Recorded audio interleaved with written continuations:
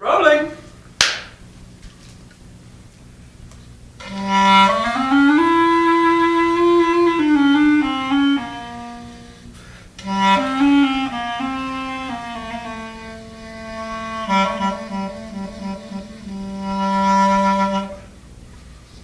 Who is this? This is one of these. Oh, yes. And these are all single reeds, mostly made out of black iron pipe with clarinet mouthpiece.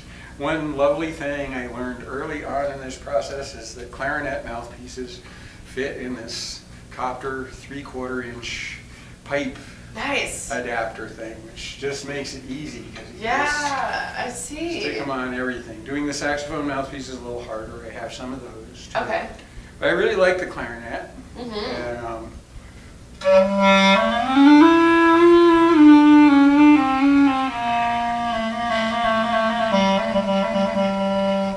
And the thing about single reed instruments like these is that the sound wave kind of thing that they make, so like there's a lot of diversity on these. Right.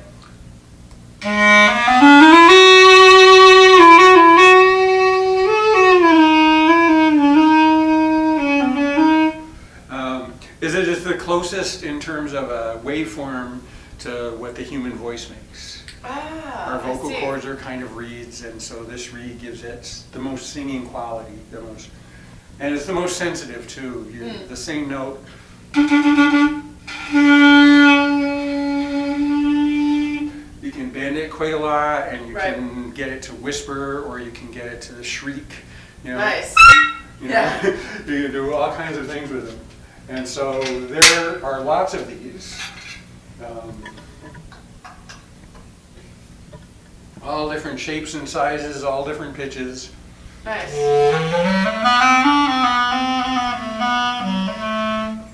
And Beautiful. let's get, oh, this one's a cute one. Yeah, this one's cute. Oh, hello. This I made for someone smaller than me.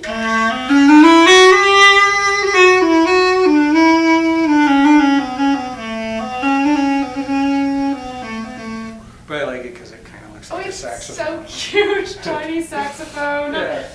And I came up as a saxophone player. For just difference, and these sound a little different. The copper ones from the black iron ones.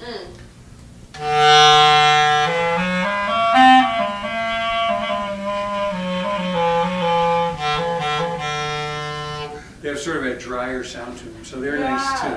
Nice. They're a little less muffled-y sounding. I think because the holes are not as deep. I think that's why that is. Let me think. Here's a longer one.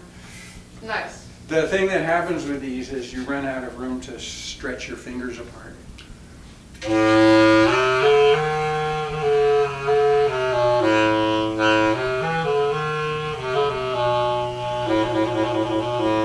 So on a longer, lower instrument, you just get fewer and fewer notes. You can't fit a whole scale on it. Gotcha. So this is about half of a scale.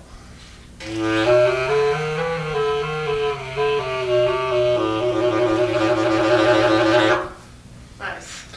And so I make lots and lots of those because they're sort of my favorite lead voice instrument. And I've been making these kind of as soon as I figured out this thing about the mouthpiece. Like, that must have changed everything. Oh, it's just simple. You don't have to do anything except drill holes. I mean, you have to solder those together, but other than that, like it's like really easy as far as work goes. Nice.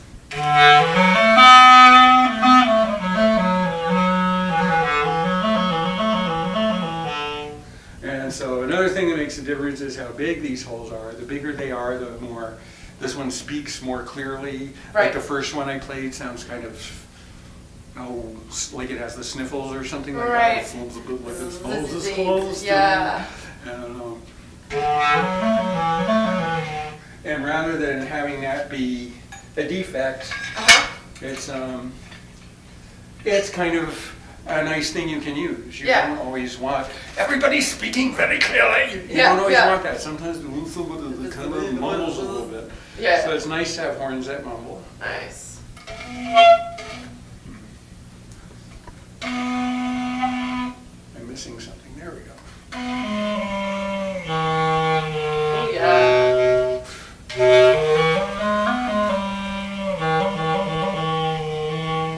That's another mode of limited transposition, and it's not one that Messiaen himself used. Let's see, is there anybody else who, oh yeah, we should do a high one. Yes. So you can poke a little hole, like up near the top of it, Yeah. and make it jump. Huh. And they jump an octave and a half, Huh. for those who care about that sort of thing. And then you get this sound instead.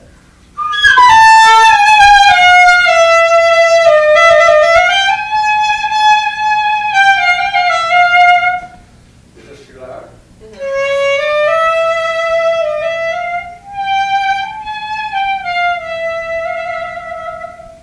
Anyway, so you can get that out of them too, just by poking a hole in them. Nice. And what I would do if I were playing this and I wanted something else, you can just put a piece of tape over the hole and you get And then it. yeah. It's an octave and You a don't fifth have it. lower. You have an know. extra finger. Yeah. Or you could make a little key, but Uh-huh. the difference between a saxophone is a cone Oh. and a clarinet is a tube, Oh, is a okay. cylinder. Right. And a cylinder jumps an octave and a half, and a cone only jumps an octave. Gotcha. So if I had like a rolling mill and stuff like that, I would make conical instruments because then you can use that jump to continue. But with a clarinet players will know this, you have to like have a whole bunch of extra keys to get up to the point where it jumps reasonably. Right. You know, so most of these I just make in a single scale, and the single scale is kind of a cool thing. Oh, that's the first one again. The single scale is kind of a cool thing for me, even though I wasn't that into it at the time. Was I had to start thinking about what can you do with limited amounts of notes, and always from coming up and with the piano and everything, I was really, you know, obsessed about like. About having all 12 notes, but I wanted horns in the music, and I couldn't make, without great difficulty, a saxophone or a clarinet is a brilliant achievement of engineering. Yeah. Like, I could probably spend a year and make one, Yeah. and it probably wouldn't be as good as the cheapest one I could buy. Right. You know, right. like it's really, Really difficult. you know, I'm Yeah. not going to take my hat off, but I should to like, people like Boehm and Adolf Sachs that invented these things. Right. You know, it's amazing. What Yeah. It's incredible. Intricate. Yeah, the Beyond, mechanics yeah. of them are beautiful. They're really good. Yeah. But since I wanted to make strings instruments and drums and Everything xylophones and all else, this yeah. other stuff, like I didn't want to spend a year making a clarinet, and so what I had to learn was to do things with fewer notes, with, you know, Right. which is in Indonesian music, for instance, they have two scales. There's two. There's slendro and there's pelog. And I don't want to get this wrong. I think slendro has 7 and pelog has 5 notes. Okay. And they do everything with that. And so I like gamelan music a lot. Yeah. And so I'm saying, well, they do plenty with 5 notes or 7 notes. Like I don't really need to be all this obsessed about having like chromatic scales at my disposal and stuff like that. So the horn thing like really kind of clued me into stop thinking about music in that 12 tone ways. So it was a good opening to another sort of microtonality, is that you just have less of them. Right. And the 5 notes in pelog, God, I hope I'm not getting this backwards, and the 7 notes in slendro, they don't conform to 5 or 7 notes that are on our piano anyway. Oh, okay. You know? Yeah. They just have their own They're just way. They their hear own this thing. and they thought this, and Yeah. you know. And there again, every town wants to have its own tuning. Right. Like that's a little bit different in its own amount of detuning, because gamelan Yeah. uses a lot of close but not the same notes that make that kind That- of binaural beating Yeah. kind of idea. And Ah, so, cool. So it was really when I started wanting horns, and I love horns. Like my favorite music, probably what I listen to most is like, you know, it probably is John Coltrane. Right. Like over the course, like since I first heard John Coltrane when I was 16 or whatever till now, like I bet that has the largest, you know, either that or Stravinsky has the most hours of my ears, you know, and Mingus too, which is lots of saxophones as well. Yeah. You know, so like it was really interesting that it forced me, because before that I'd been really like studying lots of Euro music and studying a lot about serialism and learning to write tone rows and all this kind of, you know, this was really highbrow shit when I was a kid. And this like forced me out of thinking that way. Good. Yeah. You know, yeah. so it was, That's yeah, cool. no, so it's a cool thing. That's it's really like, cool. You know, and just, I think just anything's kind of better if it has a reed on it. You know, occasionally I make music that's like all strings or all like xylophones, kalimbas like in there, but most of it has a voice in it somewhere. And I don't feel that music always has a voice. Like I feel that's mechanical, and that's a good thing too. Like sometimes it's nice not to have a vocal presence in it, but you know, but most of the time I want to have it. Yeah. You know, and so there's just lots of these, all different kinds of scales. Because that first one that I played, that's a scale that only sort of half makes sense. It's kind of half of one scale and half of another scale, put in the same horn, and that had to be for, I can't remember why I did that, but that had to be like one particular song. I just said, oh, I don't want a scale that actually makes sense. I want this scale to like cross, you know, two different regions kind of, and it does that, you know, you know, so anyway, that's, you know, and that's those are. What about this cool loopy one? Okay, these play with a different mouthpiece. Okay. And this is a baritone saxophone mouthpiece. Okay. And this is why this is harder to do than a clarinet, is you have to wrap this with cork or tape or something. Like I kind of do tape just because sometime I'll get around to like making a real cork one for it. And this has a different sound. This is going to be louder. Okay, let me zoom out real quick. All right. I can see the whole thing.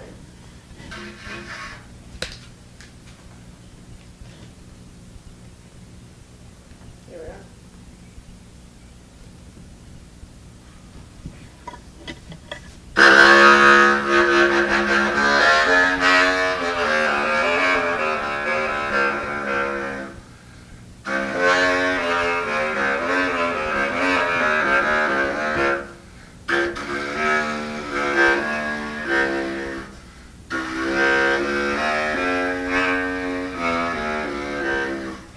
So, again, because this is long, like it doesn't have a lot of notes, you know, and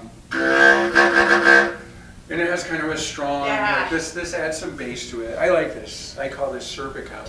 Serpico? Yeah, very few of these have names, but this one is Serpico. Nice.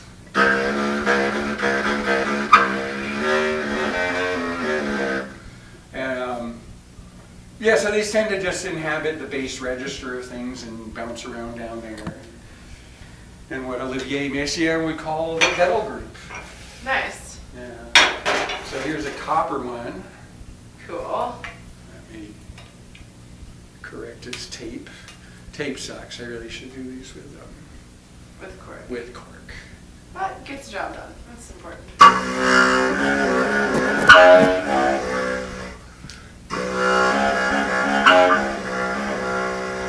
And that's all the notes this one does. That's cool. You know, but sometimes it's useful, you know. Yeah. Sometimes it comes in there. Nice. Whoa. Good thing I make stuff out of metal. And there's this one.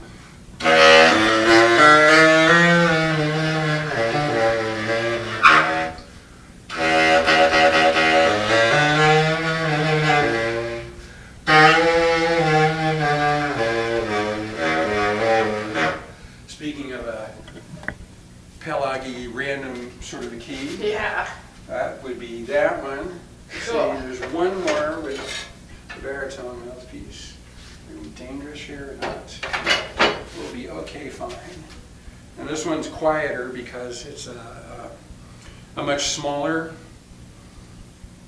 amount of, the diameter of this is small. Right. So that Even though it's a long piece of pipe, it's a very long piece of pipe. 6 feet? Yeah, it is at least 6 feet. Yeah. And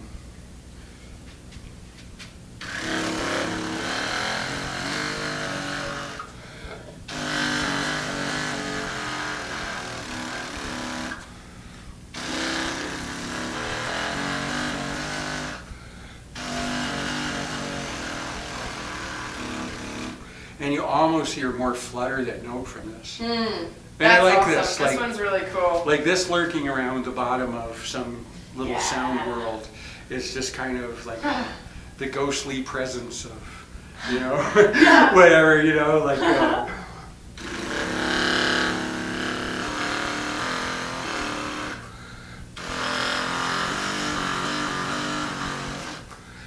Nice. So, and that's the baritone ones. Very nice. Yeah, there's another one, but it fell over, so I'm not going to bother with it. Why not? That one. This one? You Yeah. want this one? Yeah. Okay, we'll do this one. It's so cool. And this is really heavy. Yeah, it looks heavy. This is like, you have to kind of brace yourself to play this one. Yeah. Now this one has some, because see how wide this one gets. Right. This is my attempt at getting a tapered conical bore. Ah, I It's see. just I love these pipe fittings too. They look gorgeous. These are Yeah. beautiful old school, Yeah. you know, yeah, like 100 years old or something like that. This is from Wow. back when big things were big things, you know. Yeah.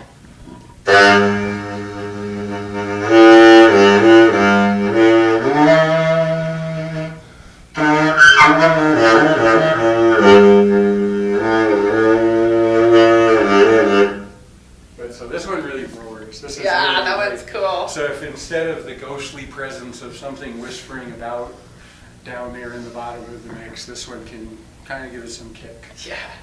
That's Yeah. great. And this probably weighs 20 pounds or something. Yeah. This is, you wouldn't want to hold this up all night, Uh-huh. you know. It's beautiful looking though. Sculpturally, it's just beautiful. Yeah, I like this. This is actually, I think this is the first horn I made. Oh yeah?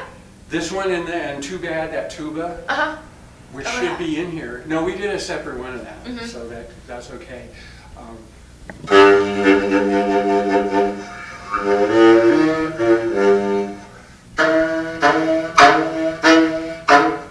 And so it barks at you like Yeah, a dog and yeah. stuff like that.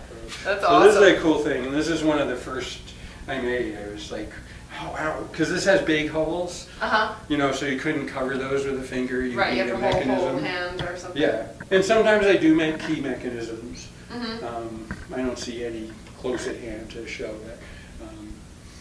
But they're kind of a pain in the ass, and like some other things, is they kind of get a little unreliable. Right. You have It's hard a to pad keep it on something, and consistent. that's true, like saxophone players and clarinet players will know that like a pad wears out and it Gotta just replace it. screws everything up. And, Right. you know, it's not a big deal, but I sort of avoid that.